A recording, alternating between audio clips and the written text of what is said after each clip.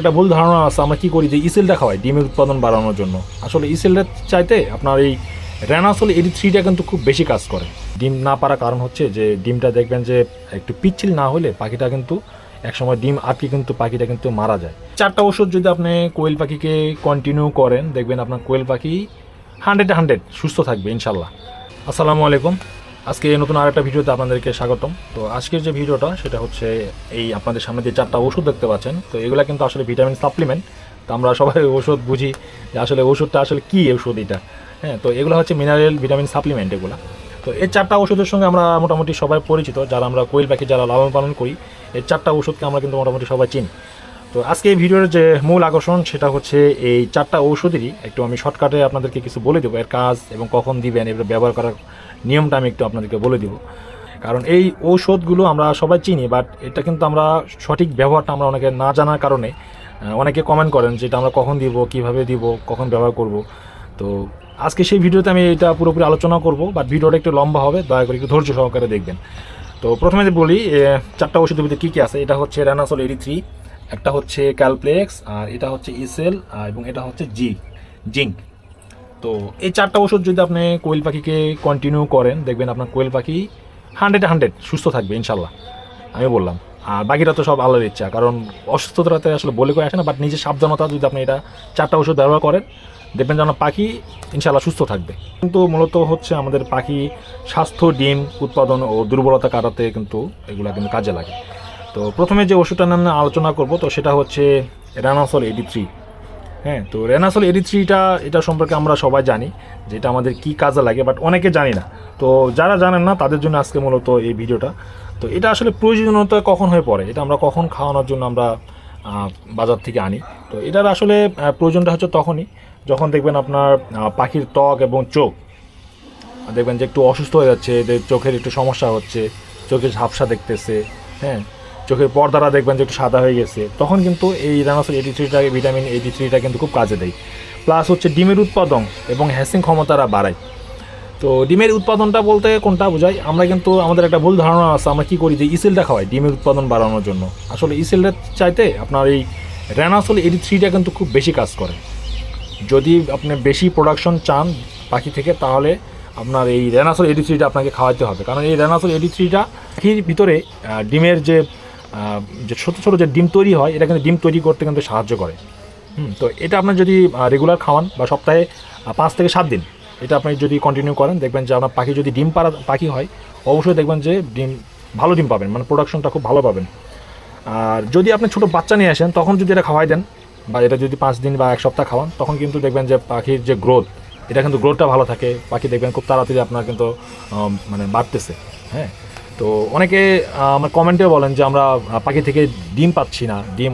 এক ভাই কমেন্ট করছেন যে 50 দিনের বাচ্চা নিয়ে আসছে, নিয়ে আসার পর আরও 10 দিন হয়ে গেছে, প্রায় 60 দিন, তারপর উনি দেখা গেল যে বাচ্চা পাচ্ছে না। তো তার জন্য আমার একটা উপদেশ থাকবে যে ভাই, আপনি এইভাবে না নিয়ে এসে আপনি যদি আরও ছোটো বাচ্চা নিয়ে আসতেন, নিয়ে আসার পর আপনি যদি এই ওষুধগুলো যদি কন্টিনিউ যদি ভ্যাকসিন আকারে যদি দিতেন, দেখবেন যেন পাখি 45 দিন থেকে 50 দিনের ভিতরে আপনি ডিম অথবা আপনি ইনশাল্লাহ পাইতেন। বাট আপনি যেখান থেকে নিয়ে আসেন, আসলে ওনারা কীভাবে পাখিগুলো লালন পালন করছে বা কীভাবে নিয়ে আসছেন, বা ফিমেল বা মেল ফিমেল আপনি চিনে নিয়ে আসছেন কিনা, তো সেটার একটা ব্যাপার স্যাপার আছে। তো যাই হোক, ওদিকে আর যাচ্ছে না।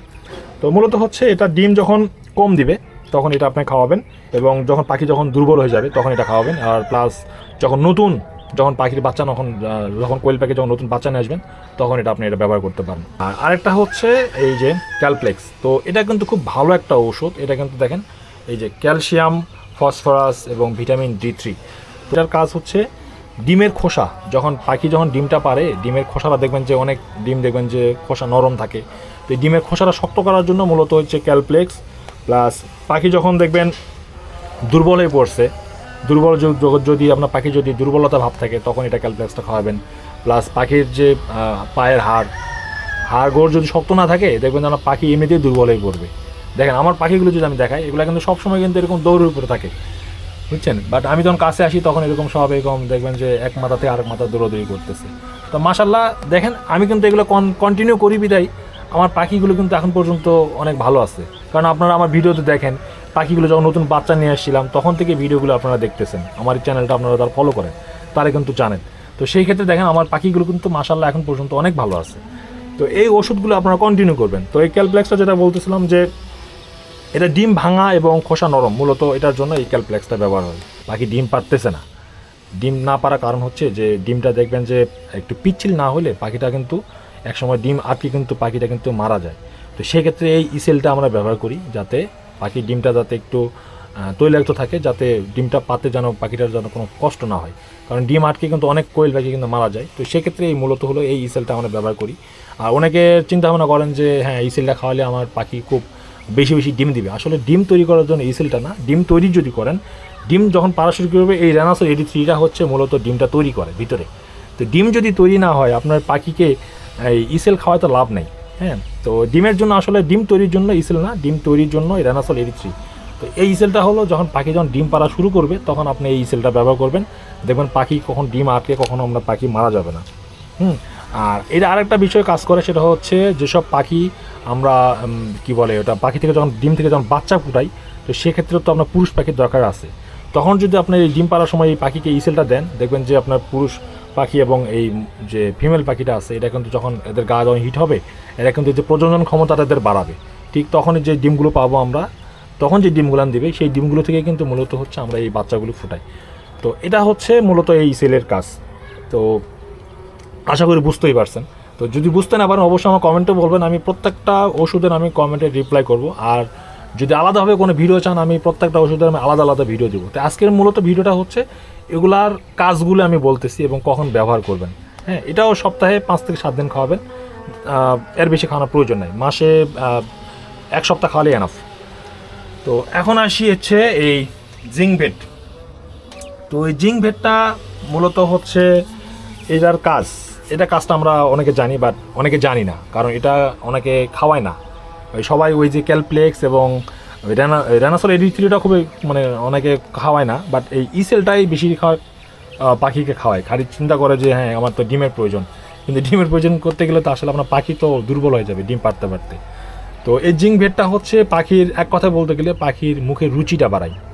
আপনার যদি পাখির মুখের রুচি না বাড়ে, পাখি যদি না খায়, তাহলে আপনার পাখি ওজন বাড়বে না, প্লাস দেখা গেলো পাখি দুর্বল হয়ে যাচ্ছে। ডিম পাড়ার পরে 7 দিন 8 দিন দেওয়ার পরে দেখবেন যে পাখি ডিম পাড়া বন্ধ করে দিছে, পাখি দুর্বল হয়ে যাচ্ছে, পাখি প্রোডাকশন কমে যাচ্ছে। আর এখন তো শীতের সময়, এখন তো এমনিতেই দেখবেন যে আপনার পাখি ডিম কম পারবে। তো সেক্ষেত্রে এই ওষুধগুলো আপনাকে কন্টিনিউ একটু রাখতে হবে। আর এই ওষুধগুলো আসলে দাম তেমন না, যদি আপনার দাম এই শুধু খালি ইসেলটা একটু দামটা একটু বেশি পড়ে, বাট এটা যদি মনে করেন যদি একটু দাম একটু বেশি, বাট এটা কিন্তু আপনার একদিনে শেষ হচ্ছে না। এই ওষুধগুলো আমি নিয়ে আসছি প্রায় আমার 1 মাসের মতো হয়ে গেছে, এখনও দেখেন কী পরিমাণে ওষুধ আছে, এখনও প্রায় 3 ভাগের 1 ভাগও এখনও শেষ হয় নাই। এই ওষুধগুলো 3 মাসের উপরে ব্যবহার করতে পারবেন আপনি একবার কিনলে। তো যাই হোক, তো জিঙ্ক ভেটের সম্পর্কে আমি একটু শর্টকাটে আমি আপনাদেরকে বলি। তো সেটা হচ্ছে যে জিঙ্ক ভেটটা খাওয়ালে আপনার পাখির যেমন রুচি বাড়বে, প্লাস পাখির যে গায়ের পালক যেগুলো আছে দেখেন এই পালকগুলো ঝকঝকে থাকবে। হ্যাঁ, অনেক সময় দেখবেন যে পাখির পালক পড়ে যাচ্ছে, পাখির এই মাথার এই দেখবেন যে পালক পড়ে গিয়ে মাথাটা ন্যাড়া হয়ে যাচ্ছে। তো এই পালকগুলো নতুন পালক গজানোর জন্য মূলত হচ্ছে জিঙ্ক ভেটটা, কারণ খাওয়ার রুচি যখন বাড়বে পাখি এমনিতেই সুস্থ থাকবে। মূলত হচ্ছে পাখি যখন খাবে দেখবেন যে সবগুলো খাবার থেকে যখন ভিটামিন খাবার যখন পাবে পাখি, এই বাকি যে 3টা ওষুধ আছে মোটামুটি সবগুলোই কিছুটা হলেও দেখবেন যে 70% এগুলা মানে ঘাটতি পূরণ হয়ে যাবে। হ্যাঁ, তো এই জন্য জিঙ্ক ভেটটা কিন্তু এটা কিন্তু হালকাভাবে দেখার কিছু নাই, জিঙ্ক ভেটটা কিন্তু এটা খাওয়াতেই হবে পাখিকে। মূলত 4টা ওষুধই আপনাকে কন্টিনিউ রাখতে হবে, বাট এর সবচাইতে যদি বলি যে পাখি মূলত সুস্থ রাখতে গেলে জিঙ্ক ভেটটা আপনার অবশ্যই প্রয়োজন, ক্ষত দ্রুত সারায়। পাখি যদি একটু কেটে যায় বা দেখা গেল যে একটু অনেক সময় এরা কী করে একটা আরেকটারে দেখবেন যে ঠোঁট দিয়ে এরকম ঠোকরাঠুকরি করে, তখন কিন্তু একটু অনেক সময় মানে কাটাকাটি হয় বা দেখা গেল যে একটু রক্ত বেরোচ্ছে, তো তখন কিন্তু এটা কিন্তু এই যে ক্ষতটা হয় এই ক্ষতটা কিন্তু খুব তাড়াতাড়ি কিন্তু সারার জন্য এই জিঙ্ক ভেটটা কিন্তু খুবই জরুরি। কোয়েল পাখি যদি সুস্থ রাখতে চান অবশ্যই 4টা ওষুধ আপনাকে কন্টিনিউ করতে হবে। হ্যাঁ, তো ভিডিওটা শেষ পর্যন্ত দেখার জন্য আপনাদেরকে ধন্যবাদ। আর কারো যদি কোনো কিছু জানার থাকে 4টা ওষুধ সম্পর্কে অবশ্যই আমার কমেন্টে বলবেন, আমি প্রত্যেকটা কমেন্টে আমি রিপ্লাই দিই। এমন না যে আমি কারো কমেন্টে আমি দেখে আমি চুপচাপ থাকি, কমেন্টে রিপ্লাই দেয় না, কারণ যেহেতু আমার চ্যানেলটা ছোটো হিসাবে আপনারা আমাকে যথেষ্ট সাপোর্ট দেন, আপনারা আমার ভিডিওটা কন্টিনিউ করেন, ভিডিওটা আপনারা দেখেন। তো এই 4টা ওষুধের ব্যবহার বিধিগুলান আমি একটু শর্ট করে বলছি কারণ ভিডিওটা অনেক লম্বা হবে। প্রত্যেকটা ওষুধ নিয়ে আমি আলাদা আলাদা ভিডিও করব। তো যদি আপনারা কমেন্টে বলেন যে প্রত্যেকটা ওষুধ নিয়ে আলাদা আলাদা ভিডিও দরকার, আমি অবশ্যই বানাবো আপনাদের জন্য, কারণ আমি আপনাদের চাই যে আপনারা যারা কোয়েল পাখি যারা শখ করে যারা লালন পালন করেন অবশ্যই আমি চাই যে আপনারাও আমার মতো এরকম পাখি থেকে এরকম ডিম উৎপাদন পান। তো যাই হোক, এখন কিন্তু ডিমের পরিমাণ আল্লাহর রহমতে আমি এখন ভালোই পাচ্ছি, প্লাস এখন ডিমের দামও কিন্তু বেশি, কারণ সিলেটে এখন এই কোয়েল পাখির ডিম চলতেছে প্রায় 18 টাকা করে হালি। যখন আমি পাখি নিয়ে আসি তখন ছিল 12 টাকা, মানে প্রায় 1.5 মাস 2 মাসের ব্যবধানে ডিমের দেখেন কত বেড়ে গেছে, প্রায় 6 টাকা করে ডিমে বেড়ে গেছে হালি প্রতি। তো ভিডিওটা অনেক লম্বা হয়ে গেছে, ভিডিওটা যারা শেষ পর্যন্ত দেখছেন অবশ্যই আপনাদেরকে ধন্যবাদ। আর এই ওষুধ সম্পর্কে, এই সাপ্লিমেন্টগুলো সম্পর্কে যদি কারো কোনো কিছু জানা থাকে অবশ্যই আমার কমেন্টে বলবেন। ভিডিওটা ভালো লাগলে অবশ্যই ভিডিওতে লাইক করবেন, কমেন্ট করবেন। তো সবাই ভালো থাকবেন, নতুন আর একটা কোনো ভিডিওতে দেখা হচ্ছে, সেই পর্যন্ত সবাই ভালো থাকবেন, সুস্থ থাকবেন। আসসালামু আলাইকুম।